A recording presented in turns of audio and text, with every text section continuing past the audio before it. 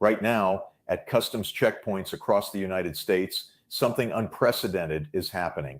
U.S. Customs and Border Protection just announced it will deactivate every single IEEPA tariff code in its system at 12:01 a.m. Tuesday, tomorrow morning. Billions of dollars in trade flowing through the busiest commercial border on Earth will be reclassified overnight under a statute that has never once been used to impose tariffs in the 42 years since it was written, and nobody, not the importers, not the brokers, not the truckers waiting at the Ambassador Bridge, not the customs officers processing the paperwork, nobody knows exactly how it works because it has never been done before. But this isn't about a customs system update. This is about a president who just lost the most devastating legal battle of his second term, and instead of retreating, reached for a weapon he's never fired, aimed it at every trading partner on Earth, and pulled the trigger without reading the manual. And the first casualty isn't Canada, it's the entire framework of American trade credibility. Let me show you what happened in the last 72 hours that the headlines are burying under legal jargon. Friday, February 20th. The Supreme Court hands down a 6-3 ruling that rips the foundation out from under Trump's entire tariff architecture. Chief Justice Roberts writes the opinion himself. The language is surgical. IEEPA does not authorize the president to impose tariffs. Not ambiguous, not conditional. A flat rejection of the legal theory that powered every major trade action of this administration for the past year. The Liberation Day tariffs, the fentanyl tariffs on Canada and Mexico, the reciprocal tariffs on the rest of the world, all of them gone, struck down, declared illegal by the court that Trump himself reshaped with 3 appointments. And what does Trump do? Does he pause? Does he consult his trade team? Does he call a strategy session? No. He walks to the White House podium visibly furious, flanked by Commerce Secretary Howard Lutnick and Trade Representative Jamieson Greer, and calls 6 Supreme Court justices, including 2 he personally nominated, a disgrace to the nation. He calls Neil Gorsuch and Amy Coney Barrett an embarrassment, and then within hours, he signs an executive order imposing a brand new 10% global tariff under Section 122 of the Trade Act of 1974. By Saturday morning, he's on Truth Social raising it to 15%, the absolute legal maximum, before anyone has even published the formal executive order text. Think about the sequence. The highest court in the land tells the President of the United States that he broke the law. His response is to call his own judges' names, grab a different statute off the shelf, and crank it to maximum without waiting for his own customs agency to figure out how to implement it. That's not trade policy. That's a man throwing furniture because someone told him no. Now, here's what makes this moment fundamentally different from anything that has come before in this trade war. And I need you to understand the mechanics because the mechanics are the story. Section 122 of the Trade Act of 1974 was written for a specific purpose: balance of payments crises, the kind of acute dollar hemorrhage that happens when a country's currency is in free fall and it needs to slam the brakes on imports to stop the bleeding. The United States in February 2026 does not have a balance of payments crisis. The dollar is the world's reserve currency. American Treasury bonds are the most liquid asset on the planet. The trade deficit Trump keeps citing is a structural feature of being the world's dominant economy, not a crisis requiring emergency intervention. Every serious economist in Washington knows this, but Section 122 doesn't require proof. It requires a presidential proclamation. And Trump proclaimed, the statute has a kill switch, 150 days. That's the maximum duration without congressional approval. Count forward from February 24th.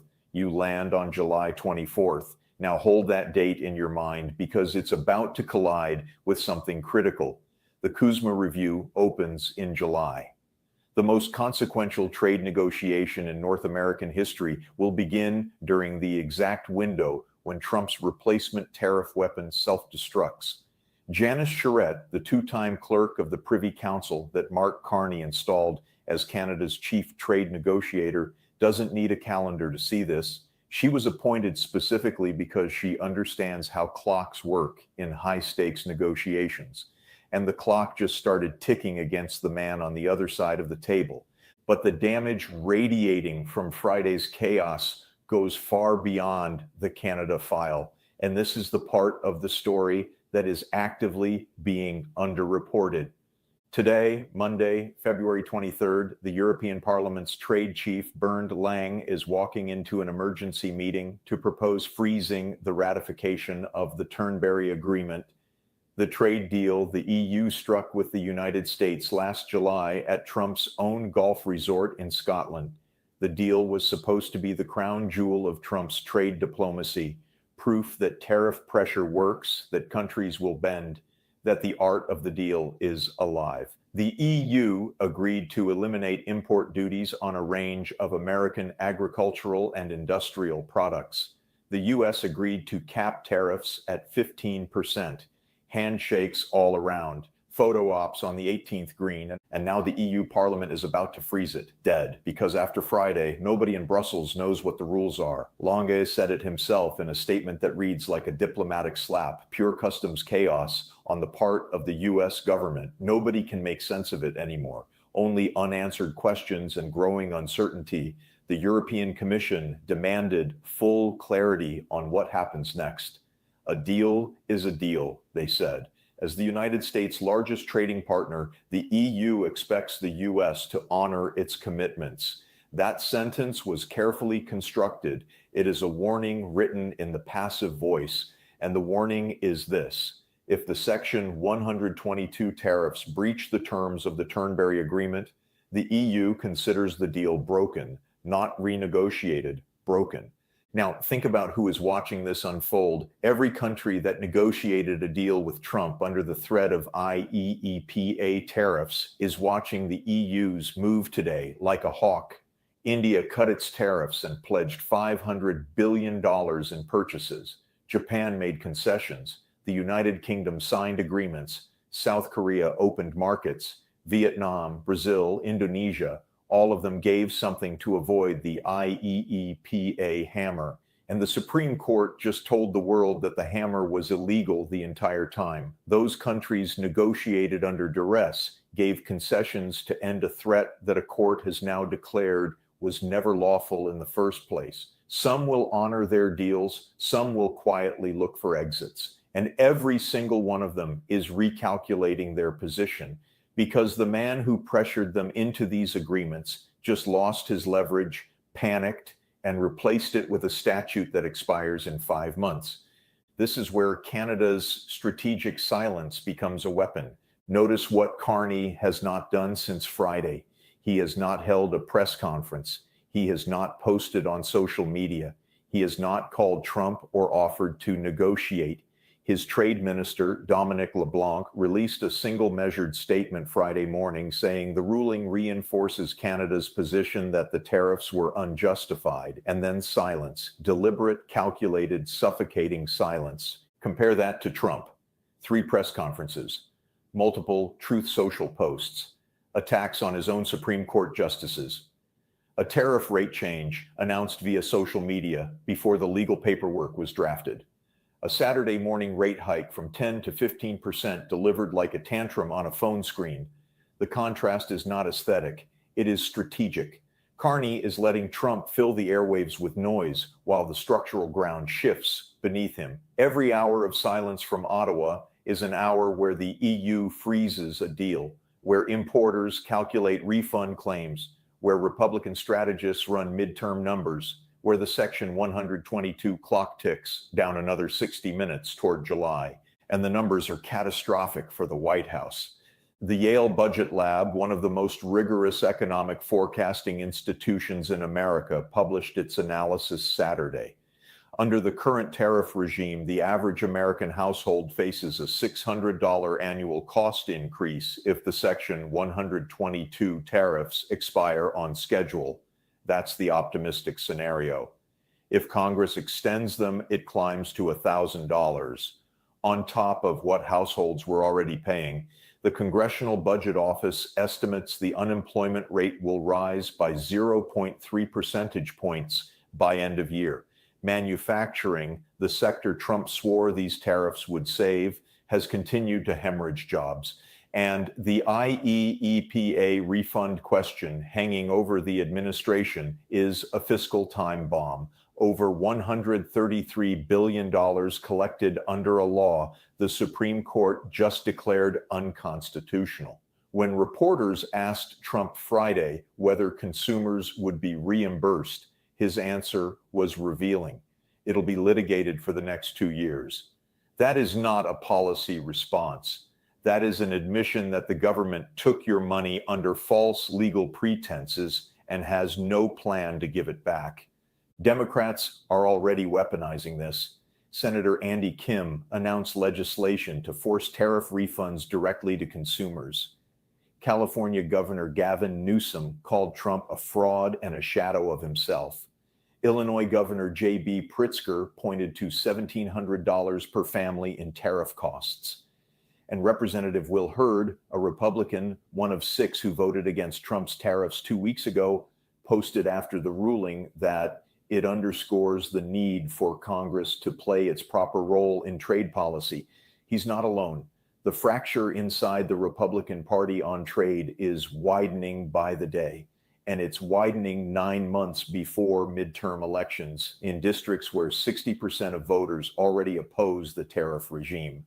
Meanwhile, at 12:01 a.m. tomorrow, the new Section 122 tariffs go live. And the technical implementation is a nightmare that nobody in the media is discussing. Customs brokers across North America are scrambling. The IEEPA tariff codes are being deactivated. New Section 122 codes haven't been fully tested. The exemption structure for CUSMA compliant goods mirrors the old system on paper, but no one has run real shipments through it yet. There's no precedent, no test environment, no dry run. The busiest commercial border on Earth will attempt to switch tariff regimes overnight, like flipping a light switch in a building where nobody's tested the wiring. RBC Economics estimates that 89% of Canadian exports are CUSMA compliant and should be exempt. But that 11% that isn't compliant just saw its tariff rate jump from 0 to 15% under a statute that's never been implemented. For companies shipping non-compliant goods, tomorrow morning is a live experiment with their cash flow, their margins, and their supply chains. And here's the detail that should concern you most about Canada's position. The Section 232 tariffs, the ones that actually hit Canada hardest, 50% on steel and aluminum, 25% on autos, lumber, copper, those are completely untouched by the Supreme Court ruling. They were imposed under different legislation. They remain in full force. The sectors that matter most to Canadian workers, the automotive plants in Ontario, the steel mills in Hamilton, the lumber operations in British Columbia, they got nothing from Friday's ruling. Zero relief. The tariffs that are destroying Canadian industrial employment are still there, still collecting, still distorting trade, which means Carney's real fight hasn't even started. The CUSMA review is the battlefield, and the terrain just shifted dramatically in his favor.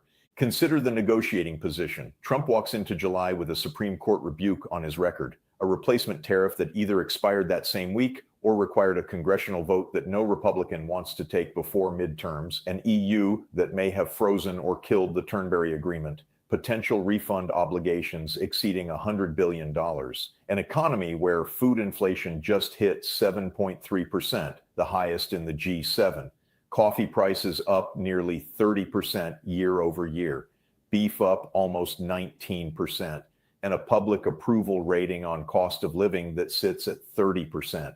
Carney walks in with CUSMA compliance shielding 90% of Canadian exports, a defense industrial strategy redirecting hundreds of billions away from American contractors.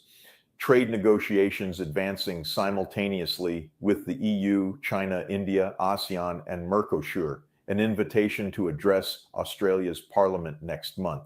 a proposed bridge between the EU and the Trans-Pacific Trading Bloc that would create an alternative market of 1.5 billion people, and a domestic population where the political mandate for reducing dependence on the United States has never been stronger.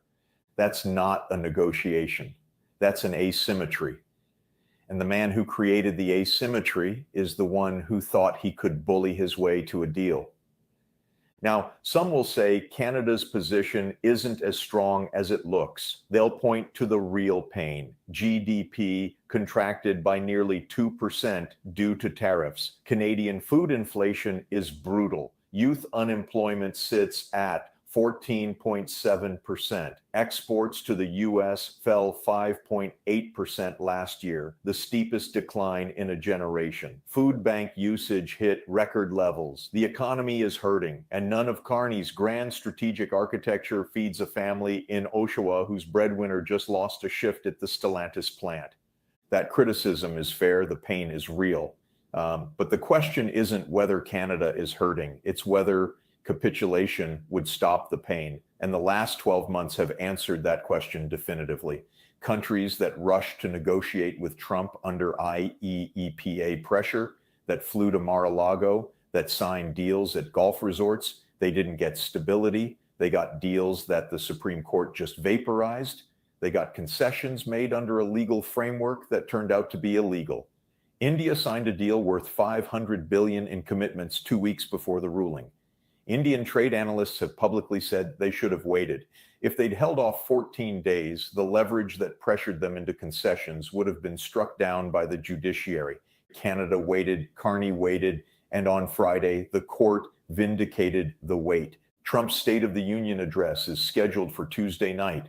He will stand before Congress 48 hours after the worst legal defeat of his presidency and try to sell the American public on a trade policy that his own Supreme Court just declared unlawful. He will try to frame 15% tariffs as a victory. He will try to frame the chaos as strategy. He will try to frame the scrambling as strength. And behind him in the chamber will sit Republicans who know that every tariff dollar is a campaign ad waiting to be cut against them. Your congressman voted to raise your grocery bill. Your congressman chose Trump's trade war over your family.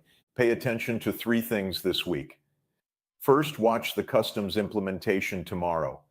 If there are processing delays, shipment holds, or confusion at the border, it confirms that the Section 122 transition was rushed and improvised. Chaos at the border becomes chaos in supply chains, becomes chaos on your grocery store shelf. Second, watch the EU vote today. If the European Parliament freezes the Turnberry Agreement, it signals that Trump's deal-making credibility is collapsing internationally. Every other trade partner who signed under IEEPA pressure will take note.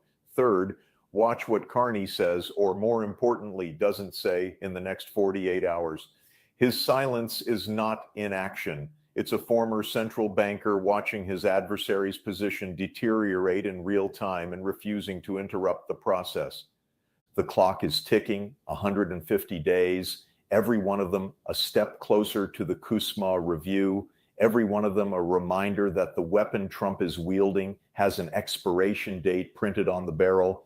And the man across the table, the one who ran the Bank of England and the Bank of Canada, the one who spent his career managing crises that other people created, he doesn't need the weapon to expire. He just needs everyone at the table to know it will. Trump wanted to use economic pressure to force Canada into submission.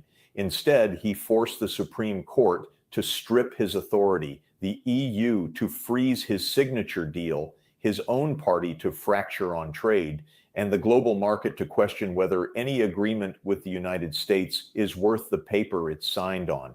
And the man he calls governor, the one he tried to humiliate at Davos, the one whose invitation to the Board of Peace he revoked on Truth Social like a petty landlord, that man is standing quietly in Ottawa, watching the architecture collapse and building the exit while the building burns. If this analysis helped you see what the headlines are missing, subscribe now. Turn on notifications. The customs transition tomorrow, the EU vote today, and the State of the Union Tuesday, are all converging in the same 72-hour window. This channel will be tracking every move. Drop a comment and tell me what worries you